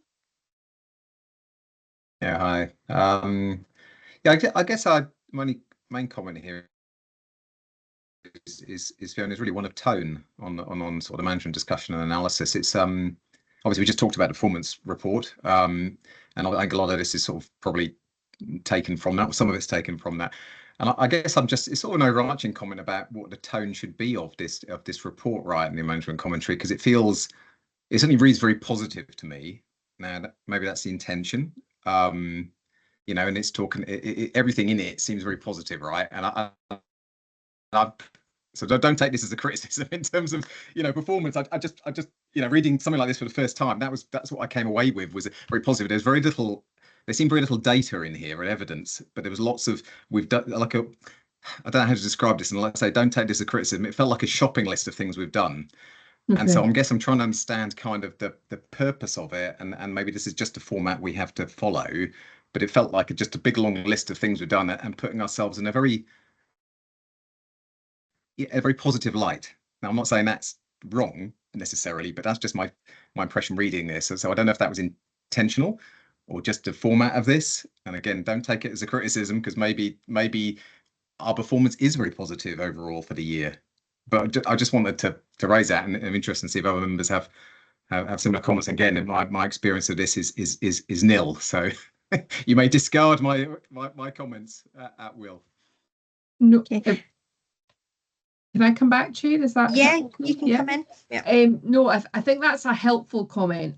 I do think, and the expectation is we are presenting the positive stuff we do, and I know that's similar across other IJBs, but I think it's helpful just to reflect that comment, because there's no doubt about it. We've had challenges, and we are going to have challenges, and just how we get that tone and pitch. So I think that's important. I was just going to look to Claire, not that she can say I'm looking to Claire, because I know she has supported David just on the production of what we want to lift and demonstrate as part of these annual accounts. I don't know if you want to add anything, Claire, because you've done this frequently with CFOs, but that is my experience around what other kind of CFOs do around IJBs, around presenting it. But I think it's an important point you make in the kind of the climate we are in. Just are we getting that right? That's helpful.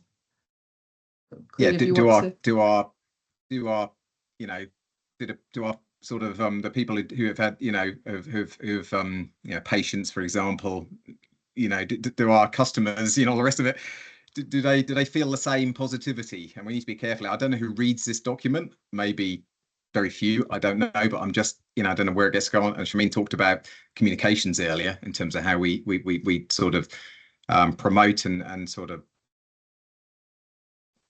and I guess some of that the IJB has done to the general public. So I don't know whether this is part of it. So just to, yeah, that was just no, it's helpful reflection on and it. Some of that's picked up in other forums around governance, you know, around that kind of experience, and we go as East Lothian into healthcare governance, and we go to different forums. So some of these aspects are picked up, but you raise a really important point. I don't know, Claire, sorry, Chair, if you want to come in on this as well, just to answer the question.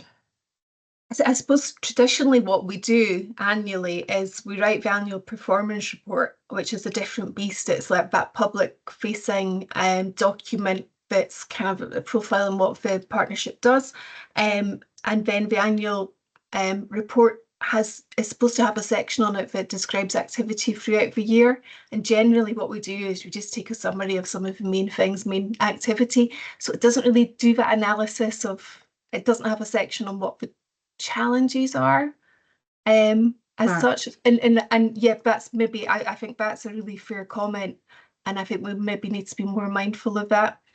We tried to, when we were writing the annual performance report, because we were mindful of challenges that have been faced throughout the year, and we tried at points to highlight some of these challenges. And the introduction to the annual performance report does talk about some of the really difficult decisions and so on. But I think, yeah, it's getting that balance between the positivity but also the realism and the highlighting of challenges, and also, I guess, setting the scene, describing the context we're working in. Helpful.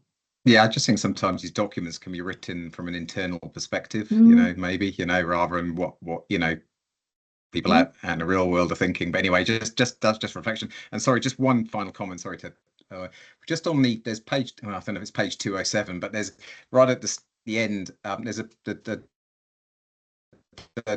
paragraph on budget offers, which is I'm on page 207. There's a comment in here about talking about the rejecting of the original budget offer from East Lothian Council because it didn't meet the criteria laid down by the Scottish Government. And my question is that necessary to be putting in here? I don't know.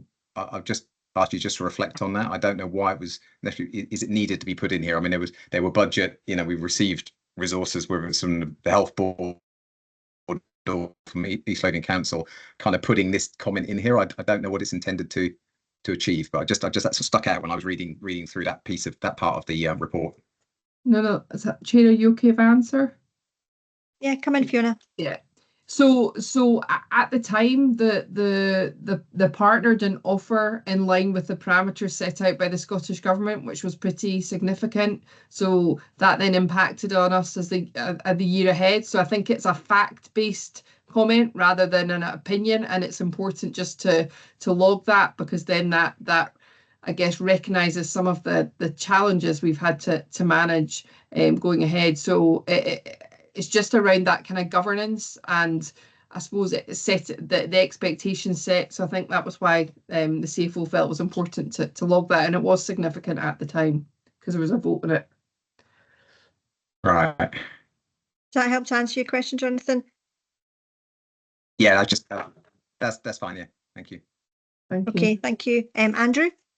It's kind of continuing this conversation, and I think the annual report and annual accounts next year will be different to the ones that we're receiving now, because the report that we're receiving here is for a position when we weren't looking at significant additional savings.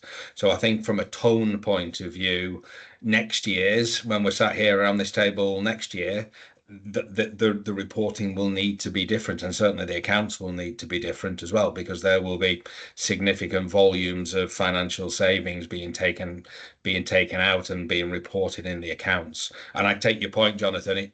From an external presentation, it could be everything's wonderful to everything's dreadful, and I know that won't be the case, but I think during the course of the year, I think we need to be reflecting in documentation and reflecting externally that we're going through a transition to a much more challenging time, and I think the annual accounts and report next year will be slightly different. Okay. Is there any other questions or queries? Elizabeth. Elizabeth. Hi, I hope the phone works this time. Yeah, just following on from Jonathan and Andrew's comments. I see what both the perspectives of where we're at now versus where we're going to be next year. But do wonder if something needs to just go in and to set the scene a little bit for what's to come, because of the situation with the reserves and the very difficult decisions that we have already started making, impacting third sector and things like that, that are, and all sorts of other areas that are going to be really truly hard in the year that follows this. So yeah, I think maybe something there. And also wondered, I don't know how this works in terms of the external auditors. Do they are they likely to have much input into the management commentary in the sense of saying, well, actually we think you've been too positive, or we think you need to tone that down slightly? I have no idea how that works, but obviously I think that would be an interesting conversation to have. But obviously, we have done great work, and it does reflect that, and that's great. So just a little bit on the finance side, I think, to tone it down. Thanks. Okay, thank you. I don't know if there's a section on there about the reserves, and I think there's a sentence there saying that's kind of been moving forward, but I don't know if you want to come in on that one, Fiona. Yeah, I think these are all helpful points, and I will feed that back to David. My expectation is the auditors are there to do that and add comment. So that would be my expectation. I think it's helpful to get that feedback, because what we're trying to tell is a kind of factual based story around kind of where we've been over the last year, and I think it's helpful to get that kind of view around actually. And what I'm picking up is at times when we've been in the IJB discussions, it doesn't feel like some of how it's presented in this report. And I think that's, I'll feed that back to David, and we'll just reflect on that. I think that's helpful. The intention is for it to be fact-based and get share that, I mean, the good work we do, but definitely recognise the challenges that we are faced with already and going forward. So I think very, very helpful feedback. So definitely it's not seen as a criticism, it's helpful, and I think as an IJB it's important that we've got that engagement and that kind of feedback to help. So thank you. I think, Fiona, on the just on this on this one, I agree with Elizabeth as well. I mean, you look at it's page 208 on what deck I'm looking at, and it's got that key risk, challenges and uncertainties kind of,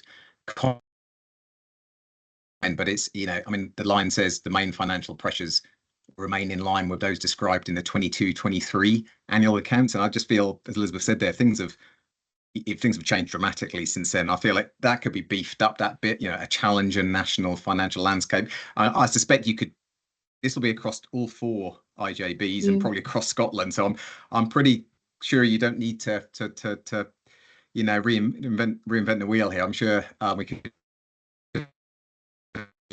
you know, borrow some wording, but I think beefing up that piece of it in terms of the financial pressures and the impact it could have on service delivery, certainly on the health side, I think is quite important here. I think, as Elizabeth kind of has said, we'll not need help with wording. We'll manage. Okay. it. But I think it's very helpful. We'll not need to. Yeah. No. Thank you. Okay. Well, you might have to write it for the other IJBs, whichever way around it is. So it's okay. Yeah. No. Thank you. Okay. Thanks, Jonathan. Isabel, do you want to come in? Yeah, it's really interesting to hear, because I feel that I've lived and breathed negativity in relation to the financial climate and what we're trying to do and how we're trying to move forward for the last 5 months. And it's been a meeting after meeting after hard work after hard work. So for me, Fiona, when you came in today, I thought that felt much better. So it's interesting, because it's been really forefront of our work for the last 5. I mean, I've only been in post 6 months, but for the last 5 to 6 months, I think, I mean, I came into post and I was told that I had to make, I think, over $1 million savings within the first 2 weeks of starting. So that was the starting point. So it's interesting that that's your reflection on terms of this report, because that's not the way we've been working over the last few months, 5 months, and it's not felt like that. That's all I wanted to say. Okay, thanks very much, Isabel. No, I really appreciate your feedback. Thank you. Any other questions or comments on this report? No. I'll just maybe pick up some of the other things offline with you, Fiona. It was just around making sure that we've got the information in there about the offerings and the changes from both partners in there, so I can pick that up with you offline. But these are unaudited accounts. You're just asking us to sign them off, and they may be minor changes, but it would be useful to know. I think normally some of the annual kind of audited accounts have language like this, Jonathan, which is not the most kind of user friendly, and I don't know whether we could get advice on is that what's expected all the time. I know that's what I've seen before in other partners where it's quite, you know, treasury management language in a particular way. So I just wondered if we could get any feedback whether this is the way we have to present it, or we can make it a little bit more user friendly or not. It'd be useful to get that. Okay. Yep. All right. I think that's all the questions and comments on this. And just to take the opportunity that, you know, these facts and figures, they are hundreds of people, staff on the front line, working in a whole range of different areas to make sure that they're delivering services for people, some of the most vulnerable in our communities. And I think that, you know, just to, Isabel, you're on the call, John Hardman and others, just to take the opportunity to thank you and just to pass that thanks on to staff. We know how difficult it is, and it is important to try and, Jonathan, you're correct, to give that picture about the whole system and what's happening, not just for us in East Lothian, but the whole Lothians area, where 80% of the population growth that's happening in Scotland is happening around the the east of Scotland, and how important it is to keep reiterating that, and that that's the challenges that we face, and at the same time staff are delivering the best that they possibly can, and we can see some of the work that's gone on from the performance report earlier on. So thank you for everybody for pulling all this together, to yourself, Fiona, and to David King and the finance colleagues for pulling all of this together, which is really helpful to have, but also to pass on our thanks. Fiona, is there a deadline by which, if anybody does have any comments, to get back to you by? Oh, well, I think it's got to be in by the end of June, so pretty rapidly. David's not back until next week. Okay. So. Okay, that's grand. Thank you very much. Are we happy to agree the report? Yeah, I can see lots of heads nodding and thumbs up. Thank you very much. And we'll now move on to agenda item number 9, which is the planning for older people services, and that's a timeline update. And is that yourself, Andrew? It is, yes. Thank you very much, Chair. I'll try to be brief. It's quite a brief paper, thankfully. This paper is brought today just for members' information, so it's only here for noting. Fundamentally, the paper is a brief update to inform the IJB of a review of our project timeline and the resultant changes to that project timeline. The two main highlights to bring to your attention would be that we're moving our 12-week public consultation, which was previously due to start in June, and it is now going to start in September. So that consultation period will run from September to November 2024. And that consequently has an impact on our final report back to the SPG and the IJB, which was previously in there for October and November, and that is now moving to January, February 2025. Ultimately, the reasons behind that review of the timeline were in relation to the recent financial planning and recovery activity, which very much had the focus of all of our senior management and lots of the key players in terms of this project. The summer holidays, acknowledging the fact that the previous consultation period happened quite significantly over the summer period, and then also to a lesser extent the upcoming general election activity, which has also had a slight impact on our project activity during this month of June. So I think it's been received quite well by our independent community panel and our project team, and there was just an ask that I bring a brief update to the IJB's attention as well to ensure that you remain informed. And an aside, our sort of next main step is we're just coming to the conclusion of our options development and modelling stage, and we'll be moving on to an options appraisal exercise at the end of July. So things are moving forward well, and the feedback that we're receiving from communities and stakeholders has been very positive to date. So happy to take any questions, but I'll hand back over to the chair. Okay, thank you, Andrew. I'll just open up for any questions or comments for Andrew. I don't see any hands up. One thing I did want to just check, Andrew, on 4.4, the final report will go to the SPG. I know we've had some strategic planning group meetings in the run up to budget where it's involved all the strategic planning group members and other IJB members that might not be in it. And I just want to make sure that we're enabling everybody to be part of that meeting to see that report. Is that something we can look at? I will slightly defer to my colleagues Neil Monroe and Claire Goodwin in terms of that, but at the moment we're timetabled to have it coming to the SPG on the 30th of January 2025. So will that be a full? Oh, sorry.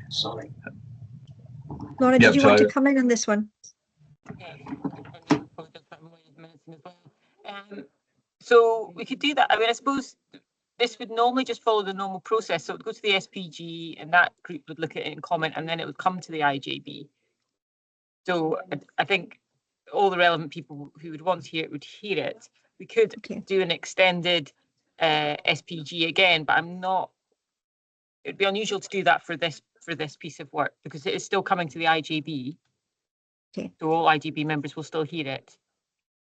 I just thought because it's quite a significant piece of work with the options that have been put forward, but I'll let you go away and have a think We can about look that. at, what you yeah, we can think. definitely look at it. It's Yeah. definitely something we could look Yeah. at, and it's, yeah, Okay. if it's not been picked up by the previous work, we can Okay. definitely look at that. That's great, thank you. Marilyn, do you want to come in? Yeah, is there any process by which the IJB can sort of get involved with NHS Lothian in relation to what use is going to be made of the Abbey site and the building and such, or is that totally independent? I know it belongs to Lothian Health Board, the actual site, but there's quite a lot of interest in the community about something, you know, it being used locally still for another purpose. Okay, thanks, Marion. Fiona, do you want to come in on this one? Yeah, keep me right, Marilyn. So the Abbey is under, it's East Lothian Council who owns that, rather than, but Belhaven is NHS Lothian, and there's a capital disposal process that both partners will have around the sites, and we've been liaising with kind of Tom Reid from the council, Campbell Kerr from NHS Lothian, just around the kind of the steps and the stages of that. I think part of the challenge is we then become, like others, just a kind of partner wanting to influence the use of these potentially future sites, like a lot of the community groups. But it's down to the partners to organise and set that up, which they are familiar with. I know Campbell Kerr has already started engaging around the kind of from a capital planning around the Belhaven site. I'm not quite so sure where Tom is, because the Abbey's further behind, but these processes are in place, and part of their responsibilities is to engage with the local communities on the future of that site. If that gives you some assurance, and we would want to influence that as a I guess as around that kind of future direction around what we would like. Laura, I don't know if you want to come in on that, because you've been part of these conversations too. Yeah, no, I think that's right. I'm not sure it'd be the IJB as such, Marilyn, No. but certainly officers here and the community stakeholders, our community panel, etc., would be involved in those discussions, but they're not really led by us at this stage. But yeah, so reassurance that the involvement is there.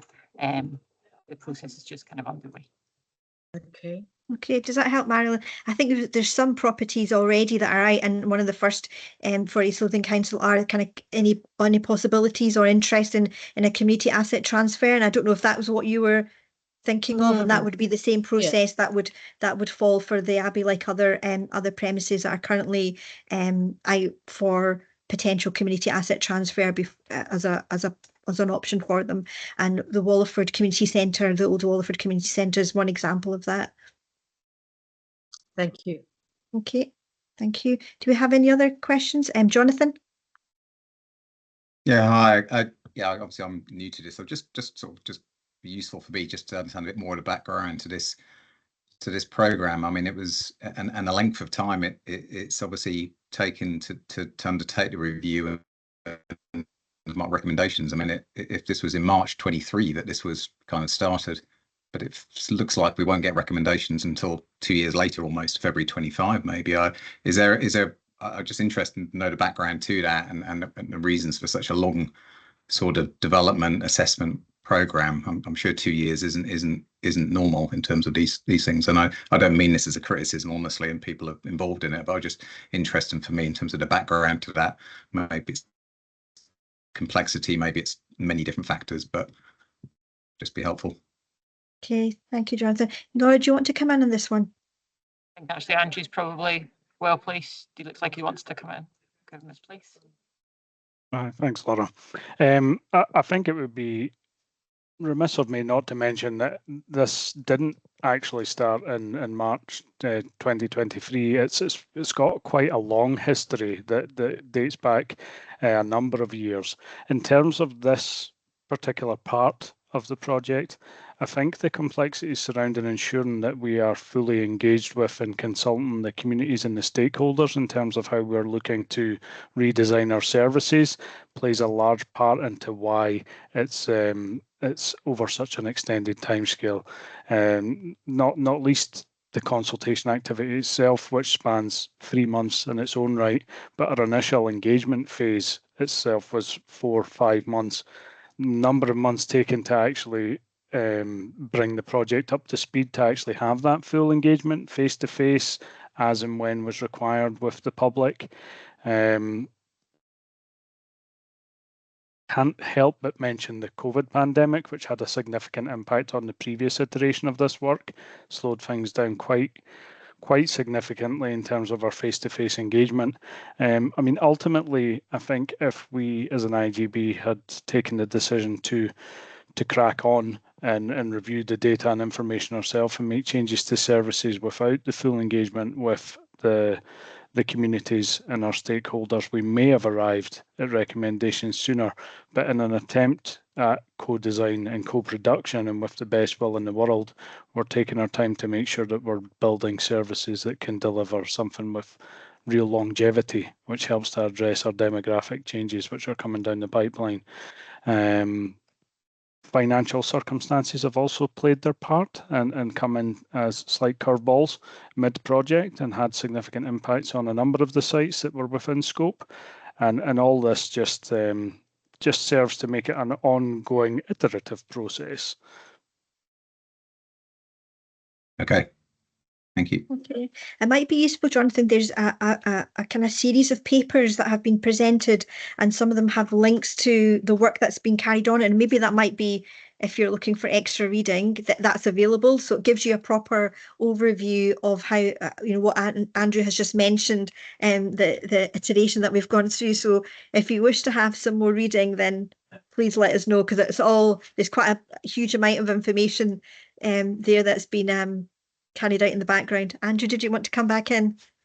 It was just on that, just to say that the footnotes and the hyperlinks within the paper itself will actually take you back to the previous piece of project work, which was called Planning for an Ageing Population, but also how the Integration Joint Board has taken the decision to progress these pieces of work, and you can really follow that timeline using just this one report.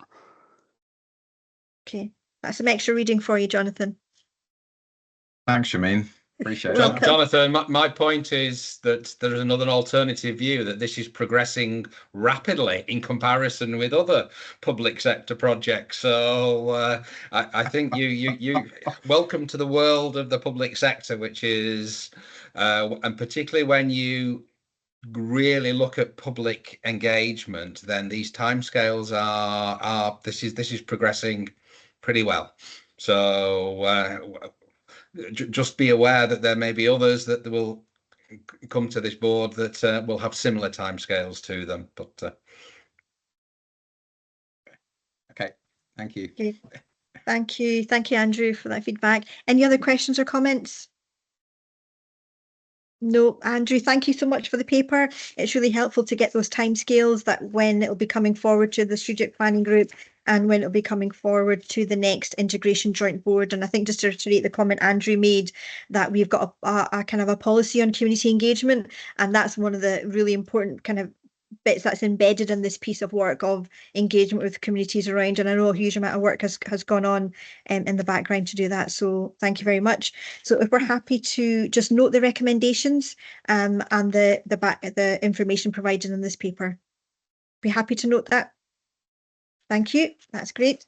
Okay, move on to agenda item number 10, which is IJB Publication Scheme. And is that yourself, Neil? It is, yeah, thanks, Chair. 3 minutes to go, so I'll get through it as quick as I can for you all. So the IJB Publication Scheme is basically, as I said, it's a guide to the information that is published on our website that's available to the public or members of staff or whoever would like that information. It was originally done in 2015 and has not been updated until recently. So we're looking at, while we were doing the update at the same time, the external auditors decided to do an audit on it at the same time. So that was quite a good coincidence. So we got feedback from them on the guide as well. It's part of a process that has to go through IJB approval, and then that guide would then get sent off to the Scottish Information Commissioner, and they register it and also approve it. And then at that point, it would be added onto the website. It's basically just giving the detail of how people would request information. We've tried to keep it as succinct as possible by everything that they want to get hold on is available on the website and can be downloaded, or if not, there's the email address or phone numbers that they can get access to it. So it's really just looking for you to have a quick look at it if you've got any questions around it, and approve it for them to be sent off to the Scottish Information Commissioners. Happy to take any comments or queries as well around it, or thank you. Okay, thank you, Neil. Do you have any questions or queries? Just to check, Neil, we've got the capacity internally to be able to meet the expectations of the Information Commissioner of what we have to do. Yeah, absolutely. That's great, thank you. I don't see any hands up or questions or queries for Neil. So are we happy to agree this paper? Yeah, that's great. That's agreed, Neil. So you'll take that forward and to take on the next steps to the Information Commissioner. Yeah. Okay. Thank you, Chair. That's great. Thank you very much. That is the end of our June East Lothian Integration Joint Board. I don't think we'll see each other in the next kind of few next month or so, but I think we've got an eye that we'll see each other in the next IJB, and I think that's where we'll be starting our work around our kind of our financial planning for 24-25. Okay, just want to thank everybody for the attendance today and for all of your contributions. Okay, thank you very much. And that's the end of our meeting, Neil. Thanks, Shemaine. Thank you. Thanks, everyone. Thank you. Thank you. Cheerio. Thank you. Bye.